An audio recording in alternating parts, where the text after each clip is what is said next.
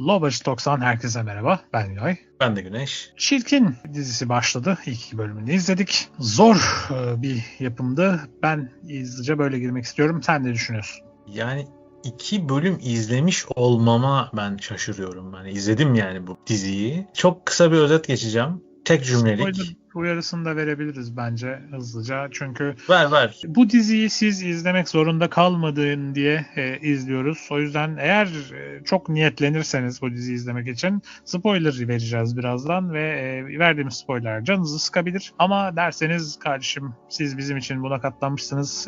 Ben spoiler'ı da yerim. O zaman yolumuza devam ediyoruz. Evet yani çok kısa bir özet yapıyorum. Tek cümlelik bir özet yapıyorum. Yani spoiler içermiyordu ama sen oraya uyarıyı vermiş oldun. Olsun. Kül kedisi ama prens dahil herkes kötü. Yani bence Kül Kedisi de kötü olacak bu gidişle yani. İşte zaten başında veriyor ya onu. Aynen. Başında zaten Astoris gibi bir şey olmuş yani. Hı Öyle hı. başlatıyor. Aynen. Ne diyeceğim Diyecek bir şey bilmiyorum ya. yok. Ya anlatayım. Konuyu vereyim. Bir tane kızcağız var. Bu kızcağız ailesini bir kazada kaybediyor. Ondan sonra ahiretliği varmış. Bir kadının Ahiretlik.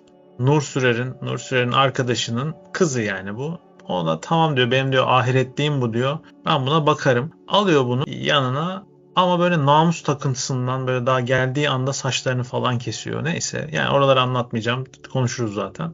Bu kıza alıyorlar, bakıyorlar. Bu kız da yani bu Nur Sürer'in oğluna, büyük çocuğu olan oğluna aşık oluyor. Hep seviyor falan filan. Çocuk da genç yaşında İstanbul'a gidiyor. Oralarda tutunmaya çalışıyor. Orada mafyatik bir tiple arkadaşlık kuruyor. Arkadaşlık demeyelim de onun adamı olacak böyle. O da Çetin Tekindor. Yani büyük bir aile oluyorlar. İşte bir gazino gibi bir şeyleri var. Ee, Ya o oraları gazinoyu çok zor ha? tutuyorum. Trigger finger'da parmağım eleştirmek için devam etsin. İşte o gazinoyu işletiyor bu adam. Aynı zamanda Çetin Tekindor'un kızıyla da bir arkadaşlığı var, yakınlaşıyor. Çetin Tekindor bölümün başında hapiste başlıyor. İşleri de buna devretmiş. Hayırsız kumarbaz oğlu var. O yine kumar oynuyor. Başını belaya sokuyor. Adam da gidiyor. Tam o sırada öğreniliyor. Kızın arsaları varmış aileden kalma. O arsaları fiyat teklifi geliyor. Hemen satıyor. Bunu da satmak için, vekalet alabilmek için kızla evleniyor. Dizi başlıyor. Yani Yani anlatırken bile öncelikle zorlandım. Yani saçmalığı konusunda anlatırken bile zorlandım. yapımda ve yayın yazımında emeği geçen arkadaşlara ben şu soruyu sormak istiyorum. Arkadaşlar size 70'lerde geçen bir dizi siparişi geldi de bütçeniz, bütçenizden dolayı yazıp saçma sapan 2026 bölümün senesinde mi çekmeye karar verdiniz bunu? Arkadaş Gazino var ya. Gazinocular var. bak gazino kavramı geçti. Abi gazinomuzda bu yıl Seda Sayan çıkacak mı kavramı geçti. Ondan sonra Yok yani Neşe Karaböcek. yok Neşe Karaböcek çıkacak. Allah Allah. Yani şöyle böyle bir de bir gazinonun içinde bir sahneler var. Böyle şey vardı ya, yönetmen çocuk oldu. Çağatay neydi? Yeşilçam. Yeşilçam. Ya Yeşilçam'ın ikinci sezonunda kafayı yedi ya, dizi saçma sapan salak bir şeye dönüştü. Evet, O bitirmek orada için.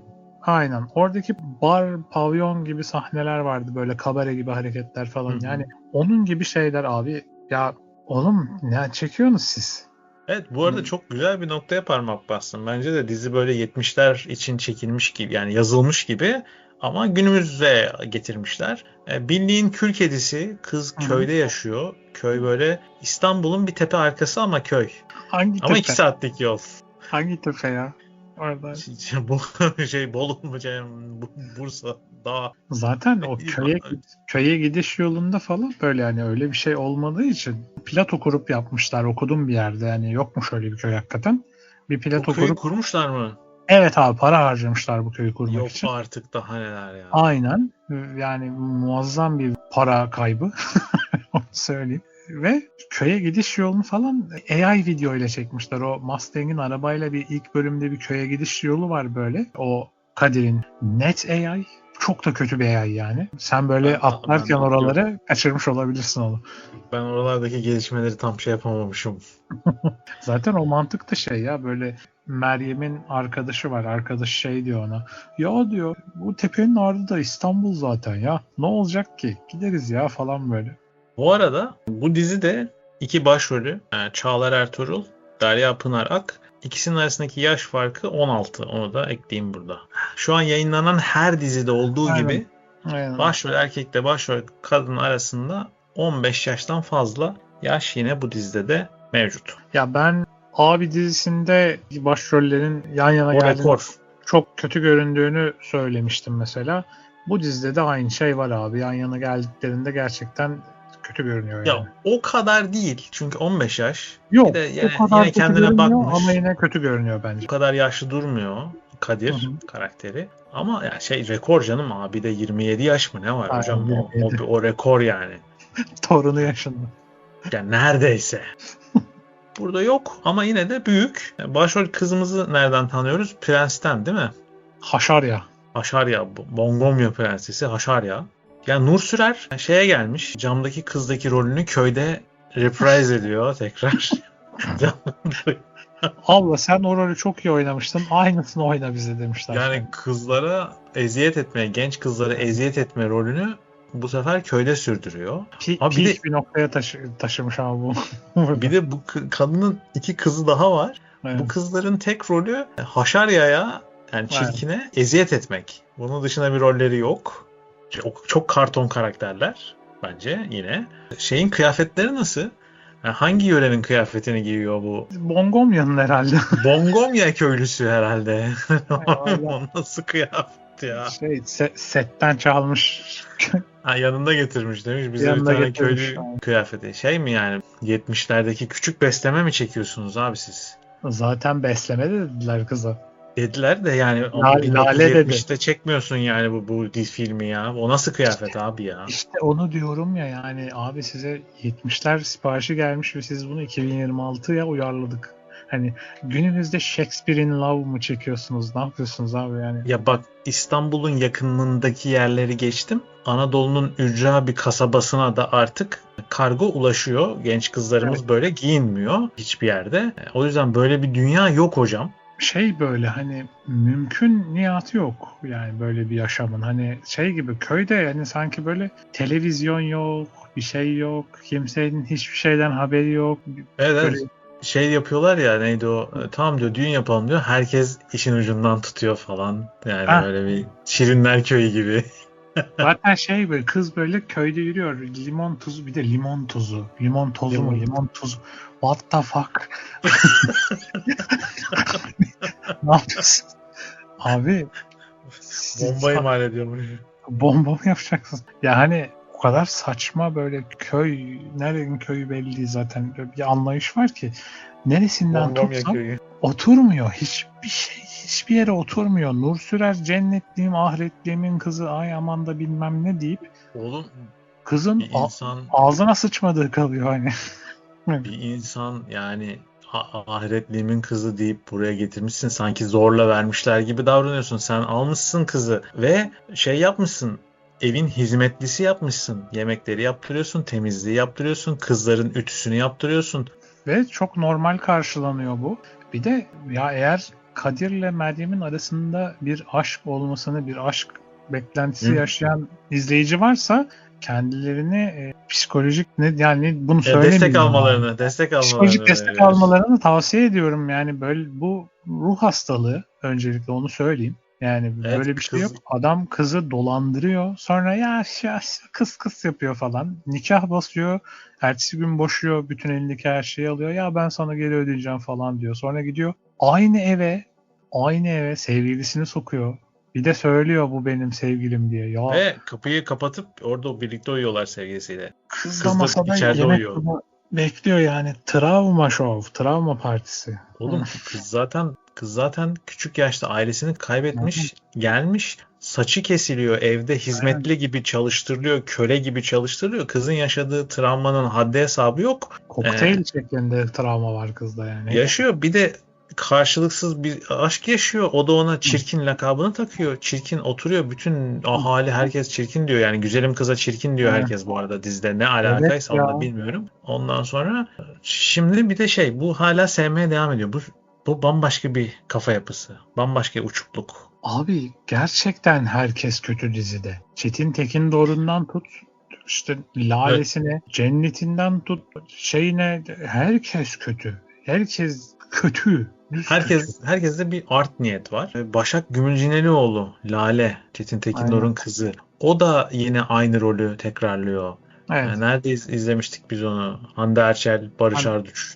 dizi, Kapadokya'ya platform dizisi. gidiyorlardı. Kapadokya'ya falan gidip geliyor. 8 bölüm. Hatta kanalımızda inceledik. Hande Erçel bizim Şuraya bir yere koy. medariktarımızdır. Oraya ek sağ üstte ekleyeyim. Buradan da izlersiniz. Bizim çok sevilen işlerimizdendir. Çok Özellikle sevilen Meksikalı her kardeşlerimiz bize çok destek oldular.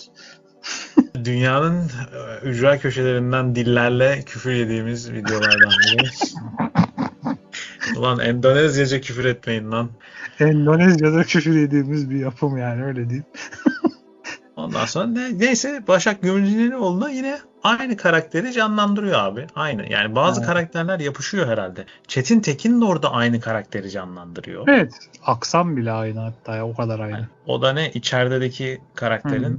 böyle biraz şey halini canlandırıyor. Kebapçı Celal. Abi Altan Erkekli'nin bir karakteri var. Altan Erkekli bakıyor, gülüyor. Bakıyor, kızıyor. Öyle Yani Altan. Altan Erkekli'nin karakteri şey ya, dizide sadece bir sahnesi var. Geçen şeyde Sahtekarlardaydı değil mi? O halayı oynayan. Ha, aynen. Tek sahnelik anlaşmış demiştim ben hani bölüm Aynen. başına. Altan Erkek'te de öyle herhalde. Ben bir sahne girer çıkarım hani.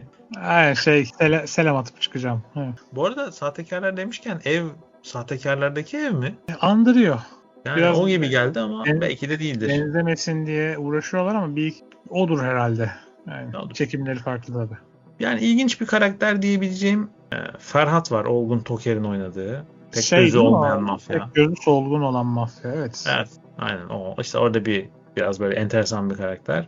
Yine onun da Oğlunu oynayan 70'lerden karakter. konusu var bu arada yani. O da tabii canım 2 tane rakip gazino yani. Yok artık. Sen benim Yani, solistimi çaldın konusu var ya aralarında. abi yani Oy.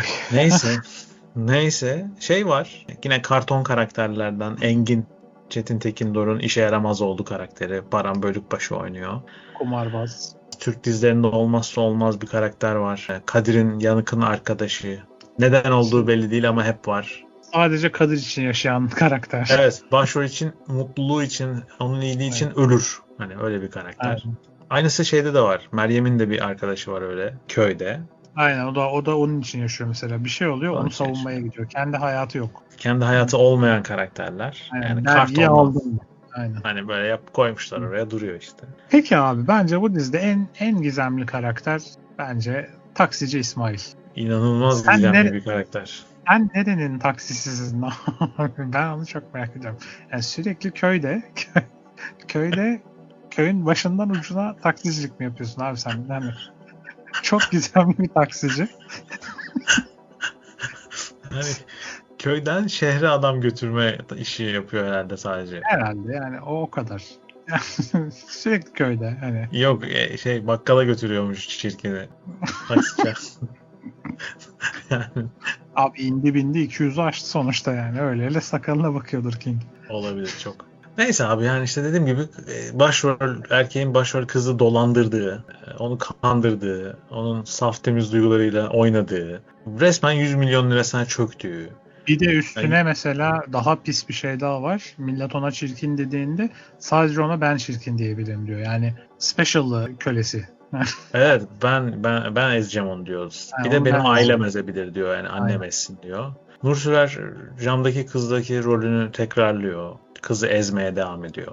Bir şey oluyor onun saçını kesiyor. Bir şey oluyor saçını kesiyor falan. Bir de namusum da namusum diyor. Kendi kızları ya bu iğrenç bir muhabbet yapacağım şu an ama yani bu böyle düşündüğüm için yapmıyorum bunu. Öncelikle bunun uyarısını vereyim. Dizideki karakterinin saçmalığı üzerinden konuşacağım. Meryem'i namusum da namusum deyip saçma sapan bir kıyafet giydirirken kendi kızlarının kıyafetlerine dikkat eder misiniz? Bilemedim. Ablacığım, senin namus takıntın sadece ahiretliğinin kızına eziyet etmek kadar mı?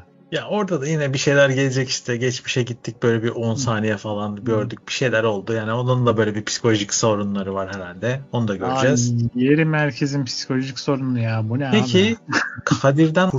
Kadir'den kurtarma planı neydi Nur Sürer'in çirkini? Aa, 52 yaşında bir adamla evlendirmek. ay mürvetini görecektim ben onun falan dedi bir de ya. 52 yaşında karısı ölmüş, 2 çocuklu bir adamla evlendirmekti plan.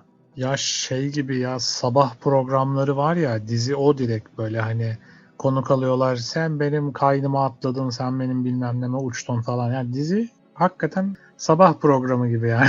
Bütün iğrençlikler bir arada. Ya abartmayacağım, bu kadar demeyeceğim ama herkesin kötü olduğu, herkesin art niyetli olduğu, sadece başrol kızın iyi olduğu, onun da iyiliği psikolojik travmalarının altında ezilmiş bir karakterle gün yüzüne çıktığı, böyle enteresan, nereye gittiği belli olmayan, 1970'lerde geçiyormuş gibi olan ama günümüzde geçen bir sürü karakterin başka dizilerdenki rollerini tekrar ettiği değişik bir yapım olmuş. Yani, şey de öyle mesela, Çetin Tekindor'un eşini oynayan da 3. kez mi eşini oynayacak artık, tam hatırlamıyorum dizilerde. Öyle ne abi, yani kaçıncı oldu ben sayamadım. Aynı rolü oynayıp duruyor kadın o da. Doğru. Yine oynuyor rolünü. Yapmışlar diziyi. Bir de tek bir şey daha söyleyeceğim. Star TV'de bunun aynısı var zaten. Evet, 2 gün önce yayınlanıyor. Sevdiğim Sensin. Köyden getirmiş kız işte. Aynısı yayınlanıyor ya işte. Bir de 2 kız birbirine benziyor. Ben hangi dizi baktığımda anlamıyorum. Ya evet, bu doğru. Bu çok doğru. Bak, televizyonlarda modası var. Bak dikkat edersen görürsün. Beyaz ten, büyük göz, renkli göz. Doğru. Abi de var, işte o Doktor dizisindeki kız var. Var oğlu var. Bir dönemde vardı. Fahriye Evcenler hani. O çok eski. Ben şu anki görüntüden bahsediyorum. Şu an televizyonumuzda bu abide oynayan kızdan 4 tane falan var. Birbirinin aynısı. Doğru. Şimdi bir de yeni akım herhalde bu başrol kızın görüntüsünün benzerleri.